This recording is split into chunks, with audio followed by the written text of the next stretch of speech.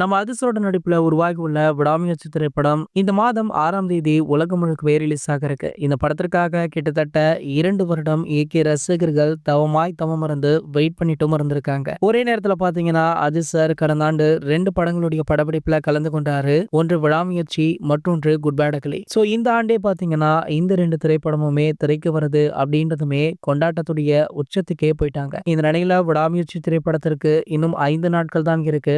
ஆகையால தற்போது அந்த படத்திற்காக போஸ்டர், பேனர் அப்படின்னு சோசியல் மீடியாவையே தெருக்கு விட்டுட்டு இருக்காங்க நம்ம இயக்கிய ரசிகர்கள். இந்த நிலையில பாத்தீங்கன்னா தற்போது ஒரு படத்திற்கு சிக்கலுமே வந்திருக்கா. அதாவது இந்த படத்துடைய தமிழக உரிமையை வாங்கிய ரெட் ஜெயின் மூவிஸ் நிறுவனம் தான் அந்த பிரச்சனையை பண்றது. சோ படம் ஆரம்பிக்கும் போதே இந்த படத்துடைய தமிழக உரிமையை வாங்கியிருக்காங்க. தற்போது ரீசெண்டாக தான் விடாமுயற்சி படத்தை முழுவதுமாக பார்த்திருக்காங்களா. படத்துல ஒரு சில அரசியல் வசனங்கள் இடம்பெறுதாம். அதுவுமே தற்போது ஆளும் கட்சியான திமுகவை குத்தி காட்டுற மாதிரி ஒரு சில வசனங்கள் இருப்பதால அந்த காட்சிகளை நீக்கும்படி ரெட் ஜெயின் மூவிஸ் தரப்புல இருந்து அழுத்தமுமே கொடுக்கப்பட்டிருக்கா. ஆனா படக்குழு விடாப்பிடியாக அந்த காட்சிகளை நீக்க முடியாது அப்படின்னு திட்டவட்டமாகவும் சொல்லியிருக்காங்க. சோ இந்த பிரச்சனை சூப்பர் ஸ்டார் வரை சென்று வந்ததாக சொல்லப்படுது. சோ வெயிட் பண்ணி பார்க்கலாம் அந்த காட்சிகள் நீக்கப்பட்டு படம் ரிலீஸ் ஆகுதா இல்ல அப்படியே படத்தை ரிலீஸ் பண்றாங்களா அப்படின்றத. இந்த படத்துடைய FDFS காட்சிக்காக உங்கள யாரெல்லாம் அவளா காத்துட்டு இருக்கீங்க அப்படின்றத கீழே உள்ள கமெண்ட் செக்ஷன்ல கமெண்ட் பண்ணிட்டு நம்மளுடைய சேனலை மறக்காம சப்ஸ்கிரைப் பண்ணிக்கோங்க.